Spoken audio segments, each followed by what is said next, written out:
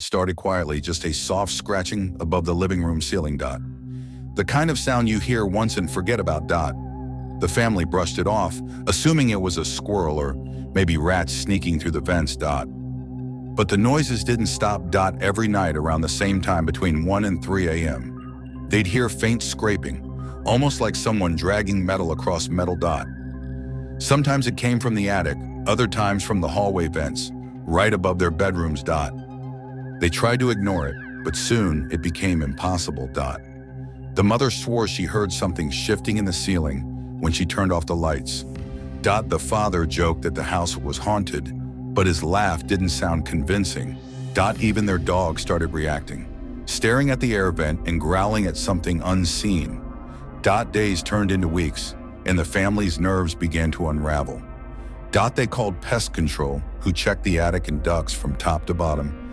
No droppings, no nests. Nothing alive up there. That should have been reassuring. But instead, it made everything worse. Because if it wasn't an animal making those noises, then what was it? The nights were getting longer and louder.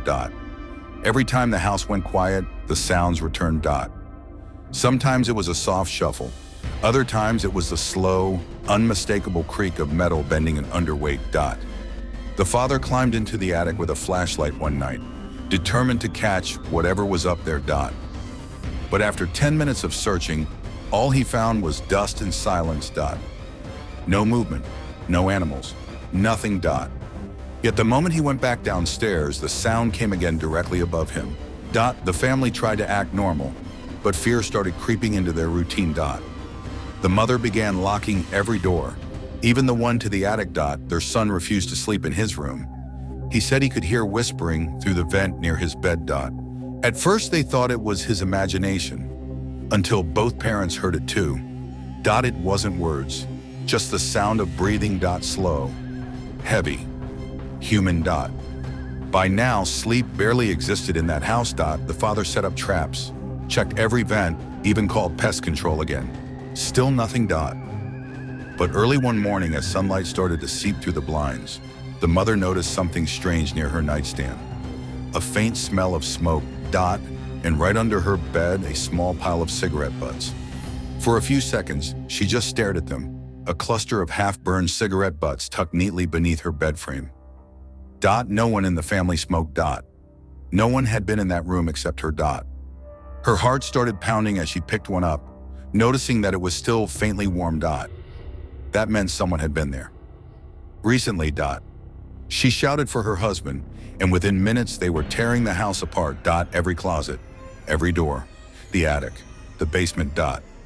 But the house looked exactly the same, clean, quiet, and perfectly normal. Still, something felt wrong. The air felt heavier, the silence too deep. That's when the father called the police. When officers arrived, they searched every room, then turned their attention to the attic. Flashlights swept across the insulation, the beams cutting through dust and shadows. And then one of them stopped. Their comma behind a loose section of ductwork. They saw something move. It was small at first, just a shift in the darkness. But as the officer stepped closer, a figure began to crawl out. Thin, filthy, trembling. A man, eyes wide, skin pale, clothes stained with dust and sweat. He didn't say a word. He just stared at them, blinking through the flashlight glare like he'd been living in total darkness for years.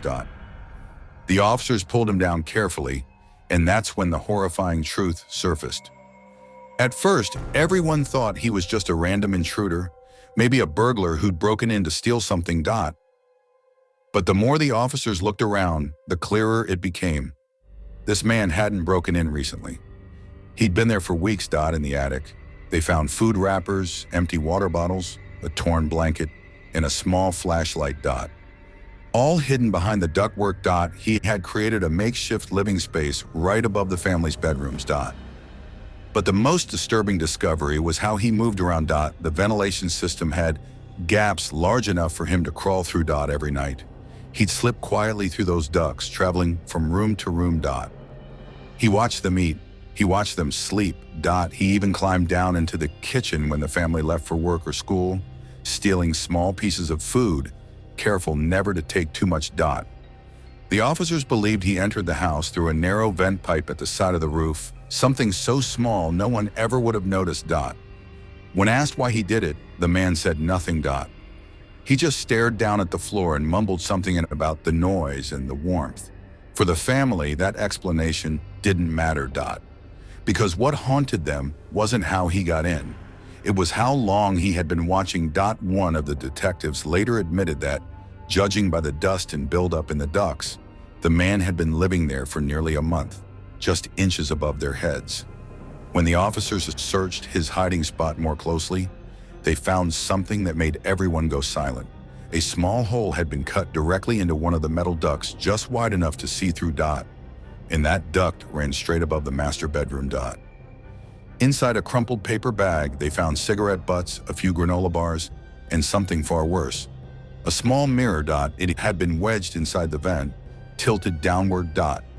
From that angle, anyone inside the duct could look straight into the room below. The mother's bed, the window, the entire space. The realization hit hard. Every night they'd heard breathing. Every time they'd felt watched. They were. He had been lying there, hidden in the vents, staring down through the cracks while they slept. Listening to them talk. Watching them move. Sometimes crawling closer to hear better. Police said he survived by stealing bits of food, bottled water, and even clothes from the laundry room. But no one could explain why he chose that house or how long he'd been planning it. When they asked him if he ever planned to leave, he just whispered, "I didn't want to leave. I liked it here."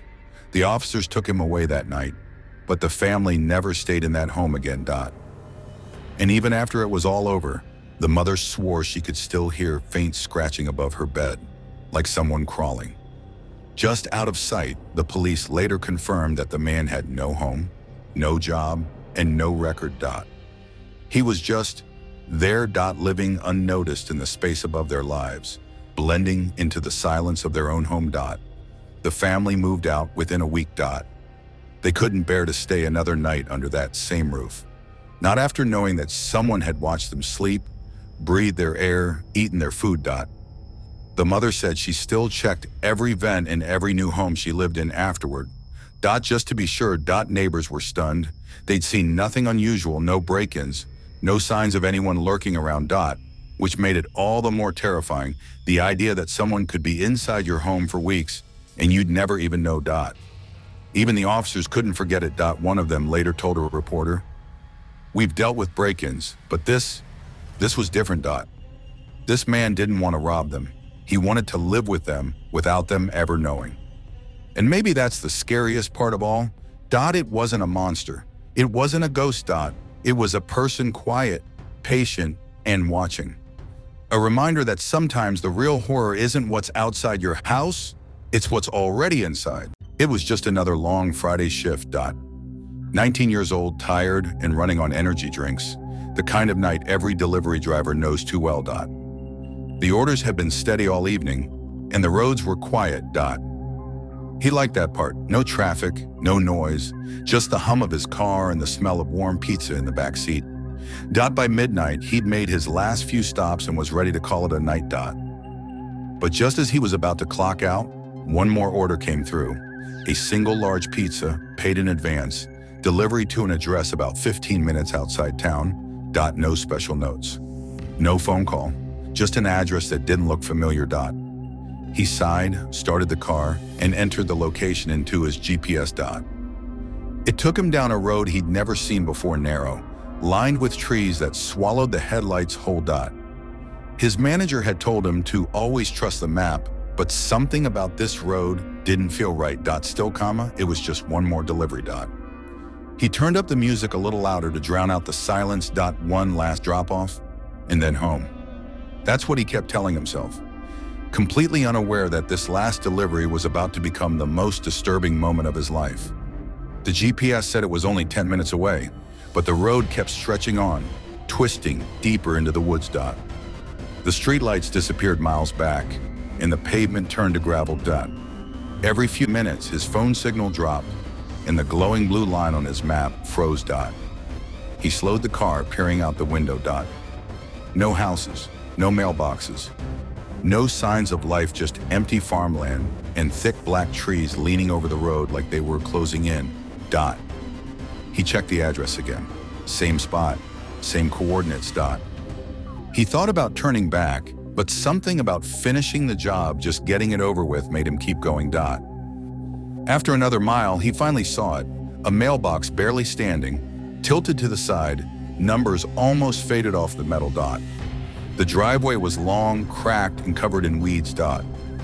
At the end of it stood a house, or what was left of one. Dot. The paint had peeled off in patches, the porch looked half sunken, and the windows were dark. Dot. No lights, no movement. Not even the faint sound of a TV or a dog barking inside. Dot. He pulled up, engine idling, and stared at the front door. There was no car in the driveway.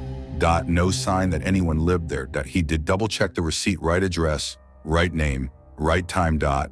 It didn't make sense. Dot. Still, he grabbed the pizza, took a deep breath, and stepped out of the car. Dot. The gravel crunched under his shoes, echoing in the quiet night. Dot. When he reached the porch, he knocked once, and that's when he noticed something strange. Dot. The door wasn't latched. Dot. It was slightly open and swaying just enough to creak in the wind. Dot. He froze for a moment, the pizza box in one hand, the other resting on the half-open door. Dot. Hello? He called out softly. Dot. His voice sounded smaller than he expected, swallowed by the emptiness. Dot. No answer. Dot. Just the faint creak of the door rocking back and forth. Dot. He stepped onto the porch, feeling the old wood flecks under his shoes. Dot. From up close, the place looked worse. The painting was blistered. The windows fogged with dust and cobwebs hung like torn curtains. Dot. The air smelled like damp wood and rust. Dot. He knocked again, harder this time. Dot. Still nothing. Dot. No footsteps, no voice.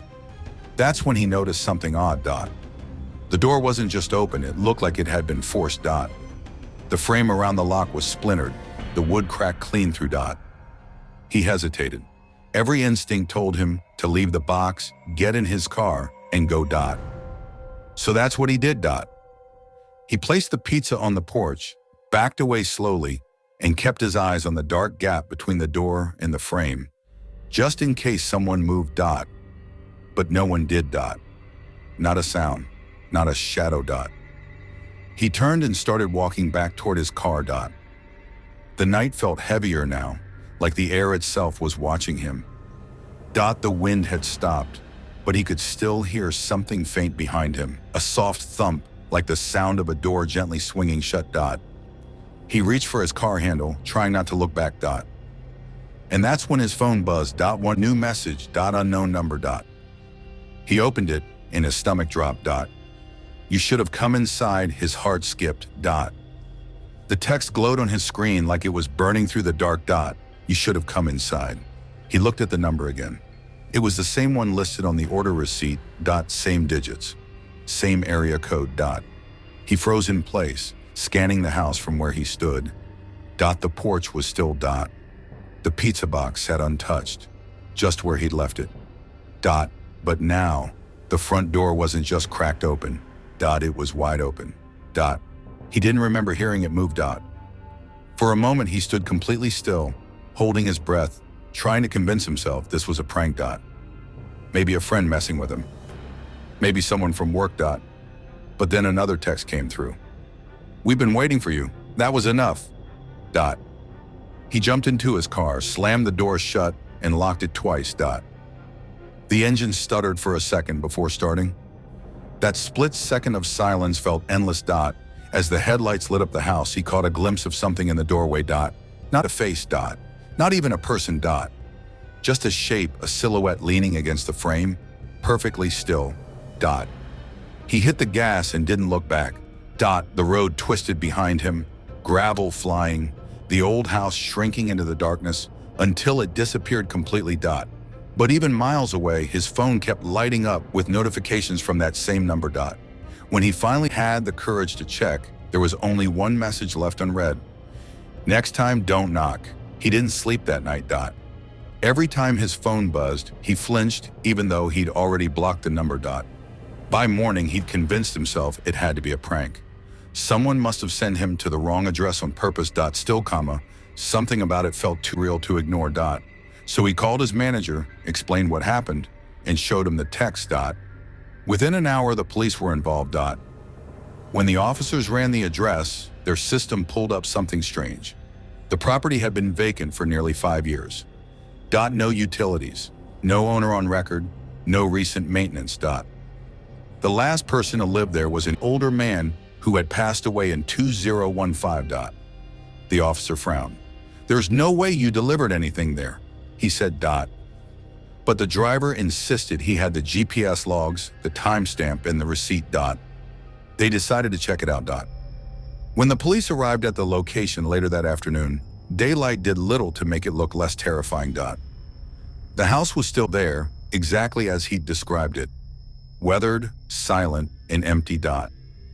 The pizza box still sat on the porch, the cardboard slightly warped from the dew. But the front door, it was now closed. Inside, there were no footprints, no signs of anyone living there. Dust covered everything thick enough to show if anyone had moved recently. Except one thing. On the kitchen counter lay a single sheet of paper, folded once. Written in shaky handwriting were 3 words.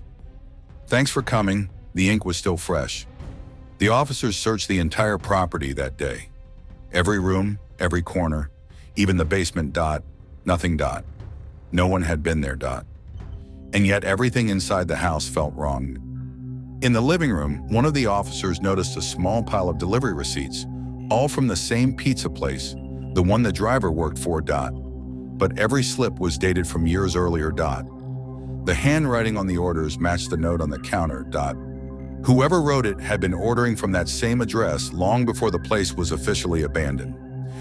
When they brought the driver back to verify, he couldn't even look at the house. He said it felt colder than before, like the air was heavy, almost pressing against him. And when he looked up at the front porch, he swore he saw a shadow move behind the doorframe.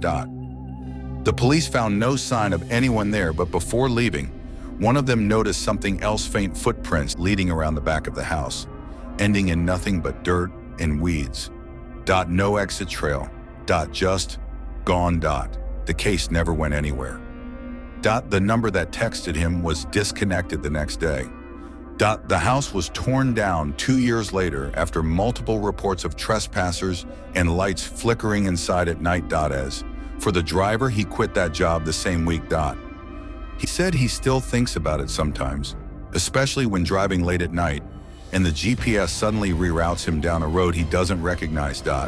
He always takes the next turn instead. Because once in the middle of nowhere, someone or something sent him a message he'll never forget. You should have come inside. For new parents, sleep becomes a luxury. Every small sound in the night, a rustle, a sigh, a faint cry, feels like an alarm. That was exactly how it was for Sarah and Daniel, a young couple living in California who had just welcomed their first child. Like most modern parents, they wanted to feel safe, even when they couldn't be in the same room. So they bought one of the best-rated Wi-Fi baby monitors on the market: HD video, two-way audio, night vision, motion alerts, everything. It felt like a small miracle of technology. They could check their baby from their phones at work, talk to him through the speaker, even zoom in to see if he was breathing.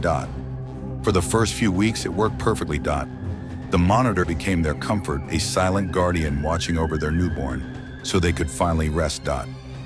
Every night, they'd peek at the glowing screen before bed, watching their little boy sleeping peacefully under the soft blue light. It was reassuring. Safe. Until one night, it wasn't, because what was meant to protect their child would soon become the very thing that made them afraid to sleep at all.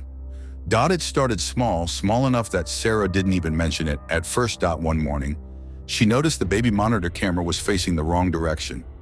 Not by much, just a few inches to the left, pointing away from the crib. She assumed Daniel had adjusted it. He hadn't. He laughed it off, saying it must have been a software glitch. After all, the camera could pan automatically when motion was detected.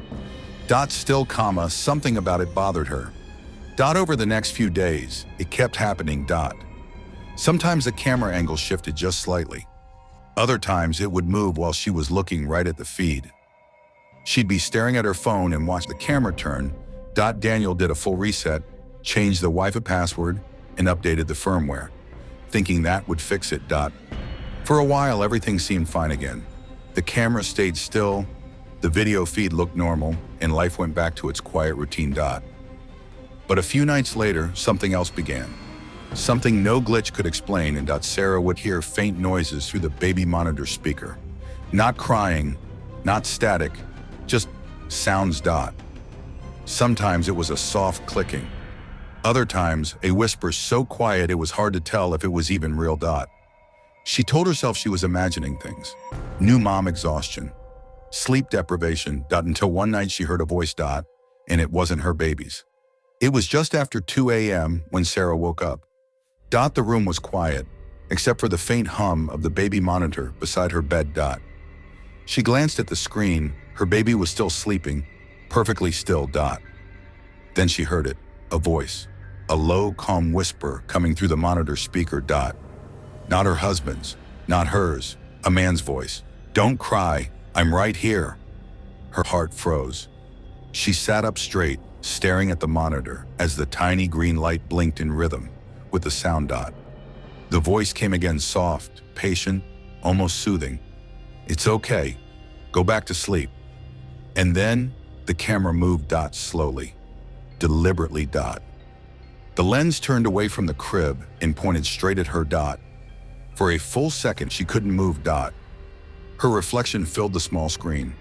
She was being watched, not just her baby. Someone was controlling the camera in real time. She grabbed the monitor and sprinted to the nursery. Her baby was fine, peaceful, the same faint breathing she'd checked 100 times before. But as she stood there clutching her child, she realized something terrifying. The camera was still moving, following her. She yanked the power cord from the wall, and the room went dark. Silence. Just her breathing, fast, shallow, and shaking. When Daniel rushed in seconds later, she could barely speak. All she could manage was one sentence. Someone's watching us. Daniel didn't believe it at first. He thought it had to be a glitch, maybe interference from another baby monitor nearby. But when he tried turning the camera back on, the app wouldn't connect. It kept saying, device in use. Someone else was already logged in. He disconnected the Wi-Fi entirely, but the camera light stayed on, glowing red in the dark. That's when he realized the signal wasn't just coming from their home network. Whoever was connected wasn't in the house. They were accessing it remotely. The next morning, Daniel called the manufacturer. They ran a remote scan on the device and confirmed what they feared. The monitor had been hacked. Someone had breached the system weeks ago, using the default login credentials most users forget to change.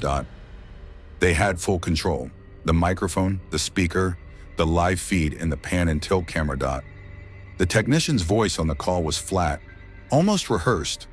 Like this wasn't the first time they'd heard something like it. Sarah couldn't believe it. Are you saying someone's been watching our baby? She asked. The technician hesitated before answering. Then he said quietly, not just watching. They've been talking to him too. The logs showed multiple two-way audio connections, nights when the couple had been asleep, and someone else had spoken through the monitor. And the timestamps went back months. When the company sent over the connection logs, Daniel opened them on his laptop. He expected a few random access times, maybe 2 or 3 nights at most. But what he saw made his stomach twist. Dozens of logins. Every single night for nearly 2 months. Different hours. Different IP addresses. Whoever had hacked the monitor wasn't just checking in, they were studying them. Sometimes for a few minutes, sometimes for hours. Each entry listed a timestamp and one column marked camera active. The couple noticed something horrifying. Many of those times matched nights when they weren't even home. That meant the hacker had been turning the camera on, scanning the room and waiting. Sarah scrolled further down the list, her hands shaking. Then she saw it. Under the microphone tab, lines of text showing outgoing audio. Someone had been speaking through the monitor long before that night. Daniel pulled the device's SD card to check old recordings, but most files were corrupted. The few that did open showed eerie details, the camera slowly panning across the nursery, pausing on the crib, and sometimes turning toward the doorway, as if watching for someone to enter. In one clip, captured at 3:17 a.m., the baby stirred in his sleep, and a voice whispered softly through the speaker, "Don't move, go back to sleep." Sarah slammed the laptop shut. That was the exact same voice she'd heard that night. The police took the monitor, the logs, and the footage. But the investigation didn't go far. The IP addresses traced back to multiple countries, some to public Wi-Fi networks, others to anonymous VPNs. Whoever had done this knew exactly how to cover their tracks. For Sarah and Daniel, that didn't matter anymore. The damage was already done. The thought of a stranger watching their baby, whispering to him in the dark, made the house feel tainted, unsafe. They unplugged every smart device they owned, cameras, speakers, even their phones when they slept. The baby monitor went straight into the trash. They moved a few months later, hoping distance would bring peace. But it didn't. Even in the new house, Sarah said she sometimes woke up at night, half dreaming she heard that same whisper. Soft, gentle, just on the edge of hearing. "Don't cry, I'm right here." The police never identified who was behind it. No arrest, no explanation. Just an empty space where their trust used to be. In the end, they realized something terrifying. They had invited the intruder in not through the door, but through their own we-fee. Technology designed to make them feel safe had become the perfect way for someone to invade their lives completely unseen. And now every time they see a tiny blinking light in a dark room, they can't help but wonder, is someone watching again? When you're a broke college student, you don't ask for much, just a roof over your head and rent you can actually afford. That's exactly why she took the place. A tiny studio apartment on the edge of New York City. Old brick building, flickering hallway lights, creaky floors, nothing special. But the price was unbeatable. She told herself it had character, the kind of place that felt quiet, safe, private. At first it was perfect. She unpacked her books, set up her desk by the window, and tried to make the space feel like home. There was a faint smell of damp wood, but she figured it was just the age of the building. Her neighbors were quiet, the streets outside stayed calm at night, and for once, life actually felt under control. But after a few weeks, something started to feel off. Not wrong enough to panic, just strange. Little things. A snack she didn't remember finishing, a soda bottle that seemed lighter than before. Her toothpaste somehow half empty overnight. She laughed it off at first. Maybe she was tired. Maybe she just forgot. Living alone can make your mind play tricks on you, right? But that uneasy feeling, the sense that someone else had been there, started to grow stronger each day.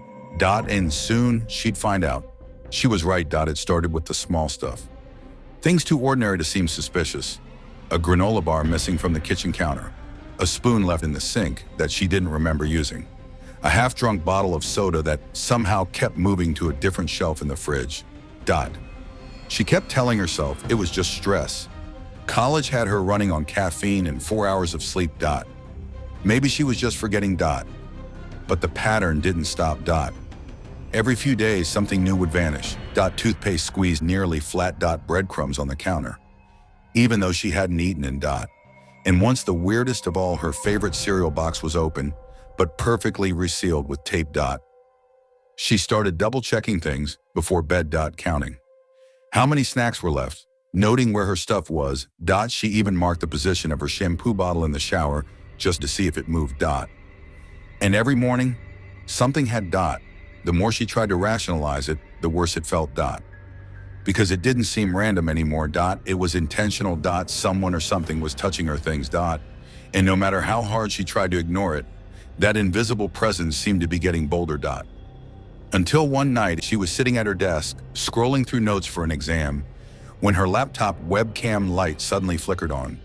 She hadn't touched it.